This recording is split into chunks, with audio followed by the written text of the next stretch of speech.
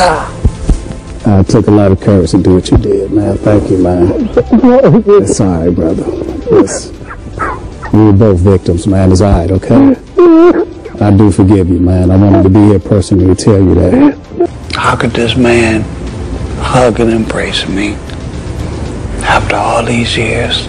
I didn't always feel this way about Edward. For a lot of years, I really hated him, you know, for what he did to us. Mistakes were made, man, you know. But I knew I had to do this because I desperately want to move forward with my life.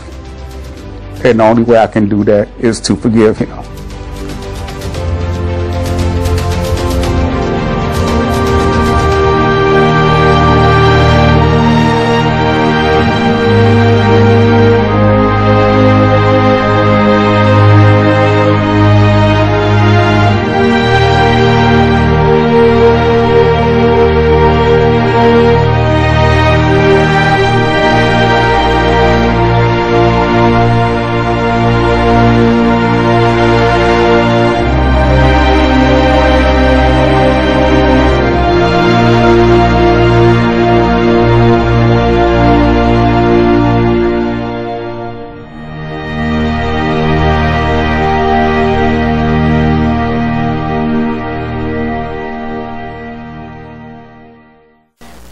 사랑하는 여러분, 우리는 얼마나 용서하고 사랑하며 인생을 살아가고 있나, 우리 스스로를 차근차근히 한번 돌아보면 좋겠습니다. 우리는 지난 한 주간 동안 주여 저에게도 기적을 허락하소서, 그런 주제로 기적에 관한 말씀을 들었습니다. 자, 여러분, 기적을 일으키는 핵심의 요소는 뭘까? 믿음입니까? 맞습니다. 믿음. 순종입니까? 맞아요. 순종도. 그러나 더 중요한 것이 전제되어야 한다는 것입니다. 그건 뭘까요? 바로 긍휼히 여기는 마음이고, 불쌍히 여기는 마음, 민망히 여기는 마음, 사랑의 마음, 용서의 마음, 이런 것들이 전제될 때 기적이 일어나고 변화가 일어난다라고 하는 것입니다. 우리는 지금 살아계신 하나님 앞에 예배를 드리고 있습니다. 만약 우리가 용서하지 못하고 사랑하지 못하게 되면 기도는 막히게 되고 이 예배는 연락이 되지를 않습니다. 신학자 아더 핑크는 이런 말을 했습니다. 용서하기를 시작할 때 행복의 길이 열리게 된다. 우리가 하나님 앞에 용서하기로 작정할 때 하나님의 임재가 우리 안으로 몰려든다는 거예요. 그리고 우리의 신앙이 성장하게 되고, 그럼 용서하지 않으면 어떻게 될까? 우리가 올무에 갇히게 되고 뭐에 묶이게 되는 것입니다. 심지어는 이런 말을 했습니다. 자신이 독을 마시고 상대방이 죽기를 기다리는 것이 용서하지 않는 것이다. 자기가 독을 마시는 것입니다. 상대방이 죽기를 기다리는 거예요. 독은 자기가 마시고 용서하지 않는 자의 모습입니다. 내가 마신 독 때문에 가장 피해자는 다른 사람이 아니라 바로 나 자신이죠. 용서하지 않으면 행복의 미래로 나갈 수는 없습니다. 용서는 나를 위한 아주 이기적인 행동이죠. 내가 살아야 되니까. 오늘 좀 전에 여러분 보셨죠? 동영상을 봤습니다. 용서 못하게 되면 내가 죽겠는 거예요. 용서는 나를 위해 내가 하는 따뜻한 배려죠. 용서하지 않을 때 가장 큰 피해는 고스란히 나의 몫입니다. 행복이 앗아가는 것이죠. 그럼 용서하지 못할 때 어떻게 될까요? 불쑥불쑥 원망과 불평과 그리고 분노를 만들어내는 것이죠. 자, 여러분, 원망과 불평 그리고 분노라고 하는 것은 그 기저의 뿌리에 뭐가 있는가 하면 우상 숭배가 있는 것입니다. 왜 이스라엘 백성들이 그렇게 원망하고 불평하고 분노하다가 다 광야에서 죽었을까? 그것은 하나님을 믿지 않는 우상 숭배와 구원함을 받지 못한 것입니다. 내가 예수 그리스도를 믿고 내 안에 하나님의 씨가 들어있고 내가 하나님을 나의 아버지로 섬긴다고 하면 마땅히 용서하고 사랑하고 내가 저 사람보다 더 죄가 많은 사람이다. 이것을 인정할 때 기도 응답과 함께 예배 연락과 함께 여러분의 행복이 주어지고 여러분의 인생에 아름다운 성숙이 열매를 맺게 된다는 사실을 믿으시기를 바랍니다. 요한일서 3장 14절 15절을 우리가 형제를 사랑함으로 사망에서 옮겨 생명으로 들어간 줄을 알거니와 사랑치 아니하는 자는 사망에 거하느니라. 그 형제를 미워하는 자마다 살인하는 자니 살인하는 자마다 영생이 그 속에 거하지 아니하는 것을 너희가 아는 바라 그랬습니다. 사랑치 아니하는 자는 사망에 거해요. 그 사랑치 아니하는 자는 어때요? 그 지옥이죠, 지옥. 그래서 여러분 따라하세요. 말과 혀로만 사랑하지 말아라. 말과 혀로만 하지 말고 행함으로 하라. 하나님은 사랑이시다. 용서와 사랑이 없을 때 기적은 결코 일어나지 않습니다. 이웃들이 우리들을 조롱하기 시작합니다. 우리가 용서하지 않고 사랑하지 않을 때요. 이웃들이 교회를 손가락질하기 시작합니다. 여기서 끝나지 않아요. 무서운 행동을 이웃들이 우리에게 하기 시작합니다. 그들은 하나님의 살아계심을 믿지 않고 하나님의 능력을 의심하게 되고 눈에 보이는 성도들과 교회를 보면서 집단 이기주의라고 손가락질을 합니다. 문제는 더 커집니다. 하나님이 안 계시다 라고 단정을 하고 아예 하나님을 이 지역사회 속에서 추방해버리는 거예요. 추방. 도무지 하나님의 존재를 말해도 없다고 단호히 말하죠. 겁 없이 행동을 합니다.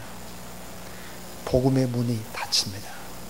결국 교회는 주님의 몸인데 축복의 통로가 되지 못하죠. 왜 이런 일이 생길까? 우리가 용서하지 않기 때문에, 우리가 사랑하지 않기 때문에, 우리가 바르게 믿지 않기 때문에 이런 현상들이 일어나게 된다. 올해가 종교개혁 500주년입니다. 이 종교개혁 500주년, 지금은 정말 교회가 개혁되고 새롭게 종교개혁이 일어나야 되지 않느냐, 이런 얘기들을 많이 우리가 듣게 되죠. 자, 오늘 이 본문 속에서 우리는 다음과 같은 몇 가지 놀라운 기적들을 발견하게 됩니다. 그 첫 번째는 따라하세요. 용서와 사랑의 복음이 변화의 기적을 일으킵니다. 자, 용서와 사랑의 복음, 용서와 사랑의 십자가 담겨있는 용서와 사랑의 복음이 변화의 기적, 너무나 아름다운 변화의 기적을 일으킨다는 거예요. 자, 오늘 우리가 읽은 마태복음 1장, 아브라함에서 예수님까지 42대에 걸쳐 족보가 소개되고 있습니다. 그 한 대목, 우리가 읽은 한 대목입니다. 아브라함이 이삭을 낳고 이삭은 야곱을 낳고 야곱은 유다와 그 형제들을 낳고 유다는 다말에게서 베레스와 셀라를 낳고 살몬은 라합에게서 보아스를 낳고 보아스는 룻에게서 오벳을 낳고 오벳은 이새를 낳고 이새는 다윗 왕을 낳았느니라. 다윗은 우리아의 아내에게서 솔로몬을 낳고 그랬습니다. 자, 이 족보에 뭐 좀 이상한 것이 등장을 하죠. 이 족보는 남성 중심적인 유대의 족보입니다. 근데 예수님의 족보에 등장하는 인물들은 대부분이 다 이스라엘 족장과 왕입니다. 여러분이 다 이름을 대면 알 수 있는 왕과 족장들이죠. 그런데 몇몇의 여인들의 이름이 등장을 합니다.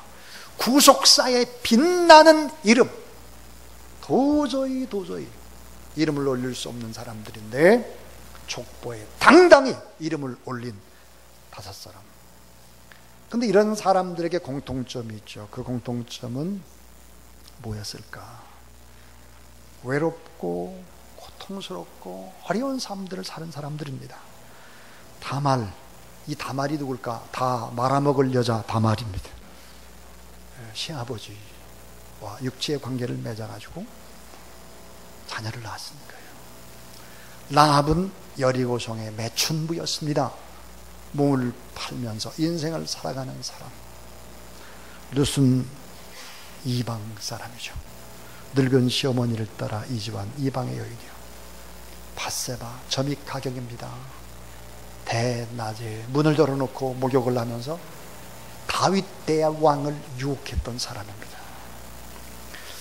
이런 사람들이 어떻게 이 빛나는 구속사에 빛나는 족보에 이름을 올릴 수 있었겠나 하는 것이죠. 자, 긴 설명이 필요하겠지만 간단하게 대답을 하면 이것이 바로 기독교의 정신, 이것이 바로 용서와 사랑의 위력, 누구든지 새롭게 변할 수 있다라고 하는 기적의 역사를 보여주는 것입니다. 아무리 이해하지 못해도 하나님은 이해하시고, 우리가 받아주지 못해도 하나님은 납과 눕과 형편없는 다말과 바세바도 다 받아주시는 것이죠. 천시받는 사람도 이방인도 불행한 사람도 하나님은 다 이해하시고 받으셔서 용서하실 뿐만 아니라 사랑하시고 생명을 이어가고 그들을 통해서 위대한 역사를 이루어가는 것이 성경이죠. 그래서 성경은 용서와 사랑의 복음이 증거되는 곳에 너무나 엄청난 기적이 일어난다라고 하는 걸 보여줍니다. 오늘 우리가 생각을 해봐야 합니다. 우리 교회 안에 우리의 삶 가운데 우리는 얼마나 용서하고 사랑하나 하는 거죠. 자, 속박과 굴레에 눌려있는 모든 사람들이 정말 자유를 얻고 정말 기회가 주어지고 위대한 역사를 이루는 사람들이 될 수 있을까? 사실 그런 역사가 우리나라에 있었습니다. 선교사가 세운 제중원의 학교, 지금 현재 연세대학교 의과대학이죠. 설립된 지 22년 만인 1908년에 제1회 졸업생 7명이 배출하고 우리나라 최초의 의사 면허증을 발급받습니다. 정부 고위 관리들과 미국, 일본인 인사들 900여 명이 참석한 이 졸업식에서 선교사였던 게일 목사가 사회를 맡았습니다. 졸업식. 에비슨 교장의 졸업생들에게 휘장을 주고 스크랜턴의 강연에 이어져 축사가 계속됐습니다. 교적비에 오른 영예로운 제1회 졸업생 가운데 박서양이라는 사람이 나옵니다. 그는 누구였을까? 놀랍게도 백정의 아들이었습니다. 여러분, 100여 년 전 엄격한 신분제 사회에서 백정은 7,000반이라고 불리는 7의 천민 가운데 가장 낮은 밑바닥입니다. 백정의 신분. 상투를 올릴 수도 없고 갓을 쓰거나 도포를 입는 것도 허락되지 않았습니다. 이름을 올릴 호적조차도 없는 것이 백정의 아들과 딸이었죠. 아무리 세상이 달라졌다고 할지라도 그 백정의 아들이 의과대학을 졸업한 거예요. 그리고 그 학교의 교수가 됩니다. 동시대인들에게 가히 충격적인 일입니다. 교육의 기회를 꿈꿀 수조차 없었던 백정의 아들이 뼛속까지 스며든 굴레를 벗고 자유인이 됐습니다. 기독교의 힘은 이런 것입니다.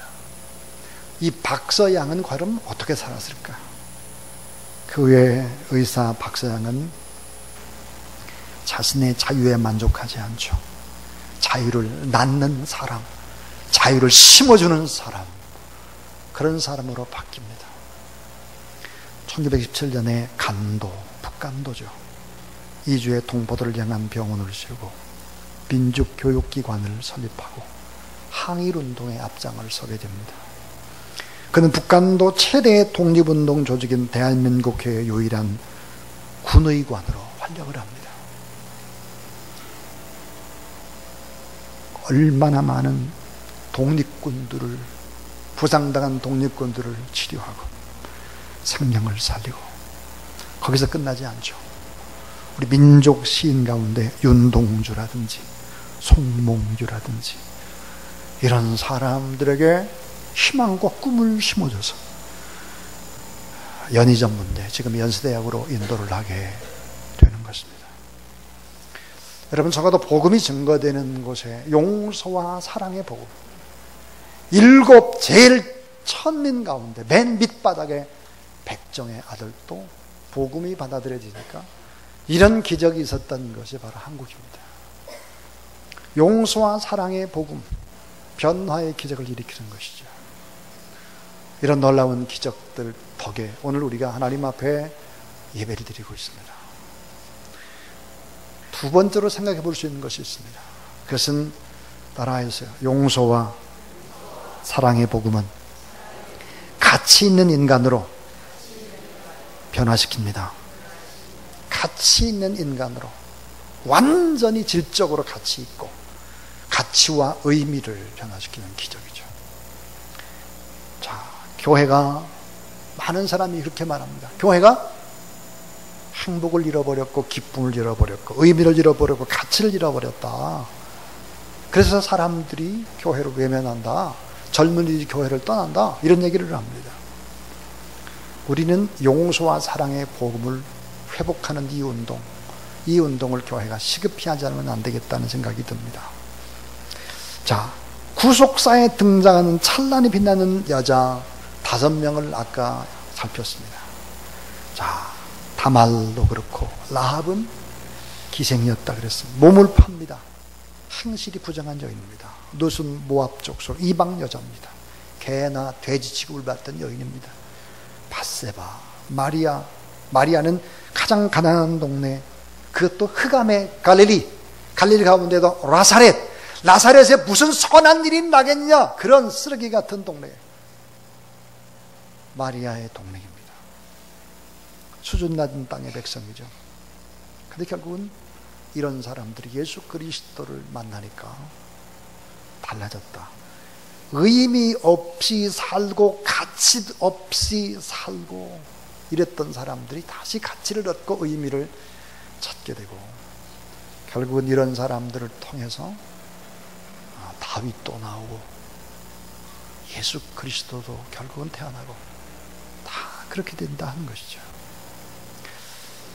마지막 세 번째 얘기를 드리겠습니다. 용서와 사랑의 복음은 박힌 모든 벽을 허물어 버립니다. 용서와 사랑의 복음은 모든 벽을 다 완전히 허물어 버리는 기적입니다. 인간이 가지고 있는 모든 벽들을 깨부술 수 있는 힘이 뭘까? 용서와 사랑의 십자가의 복음입니다. 자, 오늘 이 본문 속에서 이 5 여인 속에서 우리가 꼭 기억해야 될 것이 있죠. 어떤 죄인도 구원을 받을 수 있다 하는 것입니다. 예수 그리스도를 모셔드리기만 하면 회복되고, 그 회복된 변화는 영향력으로 나타나게 될 것이다.